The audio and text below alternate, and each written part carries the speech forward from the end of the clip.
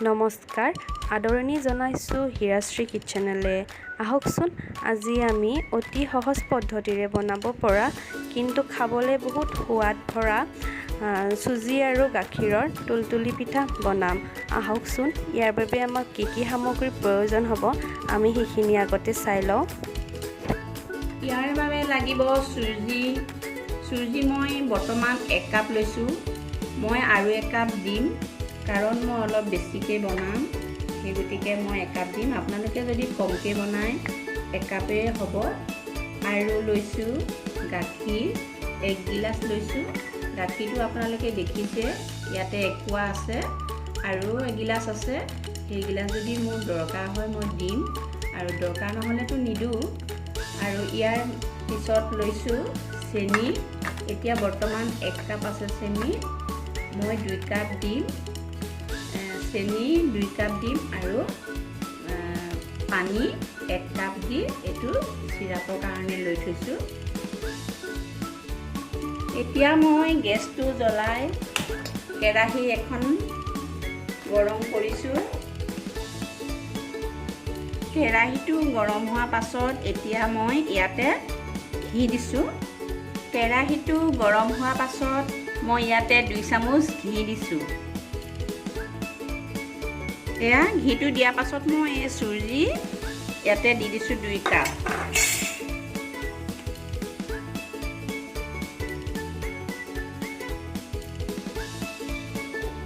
আৰু 1 কাপ দিছোঁ, এই 2 কাপ। এতিয়া মই ইয়াতে ভালকৈ 2 মিনিট সময় ইয়াতে ভাজি ল'ম।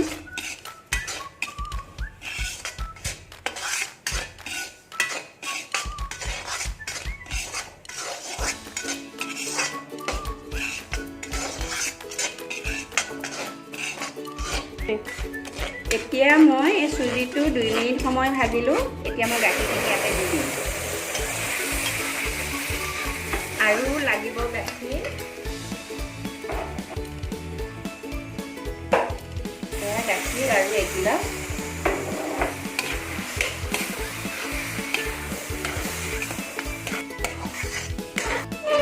এয়া চাওক চুজিটো গাখীৰ দিয়াৰ লগে লগে এয়া ভাজোঁতে 1 মিনিটমান ভাজোঁতে এয়া গোটা গুটি হৈ গ'ল।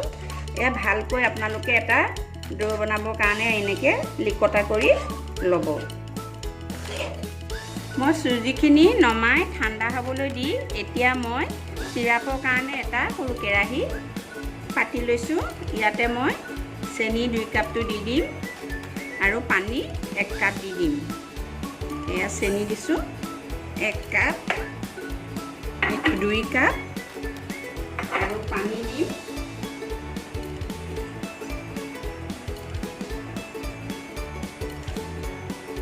দিছোঁ এয়া 1 কাপ। টো নগলালৈকে এয়া লৰাই থাকিব, নহ'লে তলত লাগি যাব পাৰেতো। এইকাৰণে চেনিটো পূৰা গলি যোৱালৈকে ভালকৈ উতলিবলৈ দিব।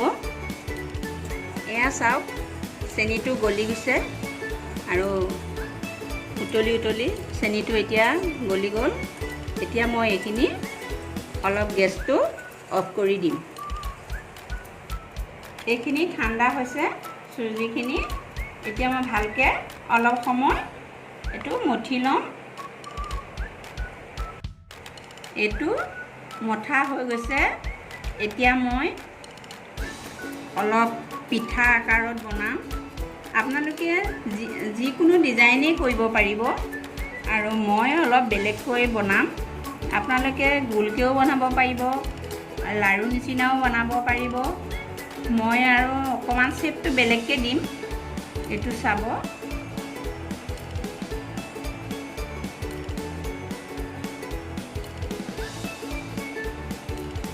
এইটো যাতে ফাটি নাযায়, এইটো দেখিছেনে? এইটো এনেকৈ লাড়ু মই পিঠাটো এনেকৈ বনাম যাতে ফাটি নাযায়।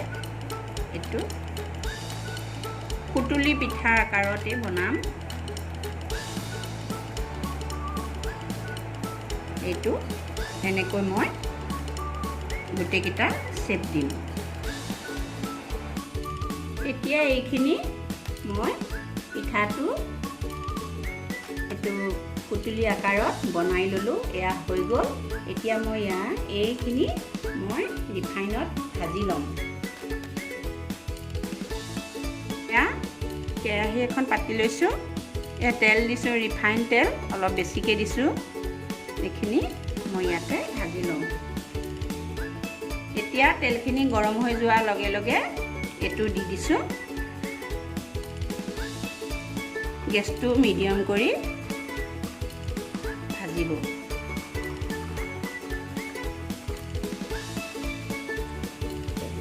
এনেকৈ লাহে লাহে লৰাই দিব, ভাঙি যাব পাৰে, ভাঙি নোযোৱাব আৰু এইটো এনেকৈ লৰাই দিব অলপ টাইম।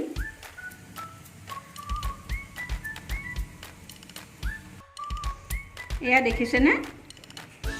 এয়া ৰঙা হৈ উঠিছে, ব্ৰাউন কালাৰ হৈ গ'ল পিঠাকেইটা। আপোনালোকে এটা কথা কিন্তু জুইডাল কমত ভাজিব, কাৰণ নহ'লে ভাঙি যোৱা সম্ভাৱনা থাকে।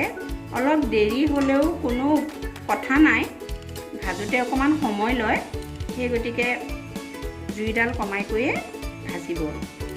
এয়া মোৰ হৈ গৈছে এইকেইটা হৈছে। এইকেইটা এটা হেৰি কৰোঁ, এই যে মই যিখিনি চিৰাপ বনাই থৈছিলোঁ এইখিনি ভালকৈ তেলটো ভৰাই এনে চিৰাপত ডুবাই দিম। চিৰাপখিনি বনাওঁতে মই মানে ইলাচি দিছিলোঁ। মই ইলাচি কথা নক'লোঁ, আপোনালোকে ইলাচি পাউডাৰো ব্যৱহাৰ কৰিব পাৰিব। এয়া মই ইলাচি থেতেলিয়াই দিছোঁ, ইলাচি 3টা।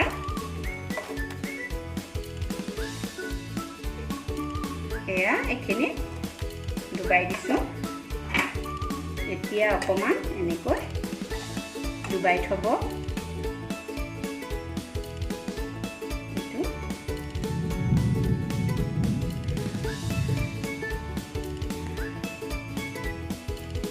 এয়া আমাৰ চুজি দি বনোৱা এইটো তুলতুলি পিঠা হৈ গ'ল। এই পিঠাটো আমি খুব বনাই খাই থাকোঁ, প্ৰায় খাওঁ। ল'ৰা ছোৱালীকেইটাই বহুত ভালো পায় আৰু মোক সদায় কয় বনাবলৈ। মই প্ৰায় বনাওঁ। আজি মোৰ ভাল লগাৰ কাৰণে আপোনালোকক এই ৰেচিপিটো আগবঢ়ালোঁ। খাই অলপ লালমোহনৰ নিচিনা লাগে, খাই চাবচোন বনাই আপোনালোকে। এইটো চুজিৰ সৈতে গাখীৰৰ লগত বনোৱা তুলতুলি পিঠা। এইটো খুব সহজ পদ্ধতি হয়। আপোনালোকে কোনোবা আলহী আহিলেও বনাই খুৱাব পাৰিব আৰু নিজেও খাব পাৰিব। বহুত সহজ, আপোনালোকে বনাই খাবচোন। এই পিঠাটো এতিয়া চাহৰ লগত গৰমে গৰমে খাব পাৰিব। ভিডিঅ'টো চাই ভাল পালে লাইক কৰিব, শ্বেয়াৰ কৰিব আৰু কমেণ্ট কৰি জনাব যে আমাৰ পিঠাৰ ৰেচিপিটো আপোনালোকৰ কেনেকুৱা লাগিল, আৰু আপোনালোকে আগলৈ কি ৰেচিপি চাব খোজে আমাক কমেণ্ট কৰি জনাব। আৰু মোৰ চেনেলত নতুন আহিছে যদি চেনেলটো ছাবস্ক্ৰাইব কৰি দিব, লগতে কাষত থকা বেল আইকনটো টিপি দিব, যাতে আগলৈ আমি যি ৰেচিপি দিওঁ তাৰ ন'টিফিকেশ্যন আপোনালোকলৈ পোনপ্ৰথমে যাব পাৰে। ধন্যবাদ।